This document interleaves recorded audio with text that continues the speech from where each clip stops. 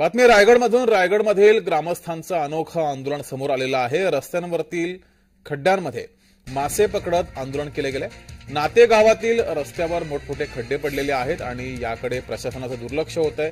या पार्श्वभूमीवर नाते गावातील ग्रामस्थांनी रस्त्यांवर पडलेल्या खड्ड्यांमध्ये गळ टाकून मासे पकडण्याचं अनोखं आंदोलन केलंय।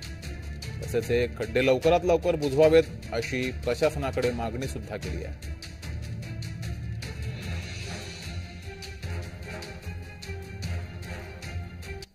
आता आम्ही रोज इकडनं जातो येतो। जे बाईकवाले आहेत ते जातात, मोठी गाडीवाले ते पण जातात, पण जे चालत जाणारी माणसं आहेत ते वरनं चालत जाऊन जर ते पडले बिले खाली तर काय करणार। त्यासाठी आम्ही असं आंदोलन केलं होतं, आम्ही खड्ड्यामध्ये मासे पकडणार, म्हणजे जेणेकरून सरकारचं लक्ष आमच्याकडे लागेल आणि हा रस्ता आमचा लवकर होईल, ह्याच्या मागचं आजचं हे आंदोलन होतं। आम्ही खड्ड्यात मासे गळ घेऊन आलो होतो आणि मासे पकडायचा प्रयत्न केला होता।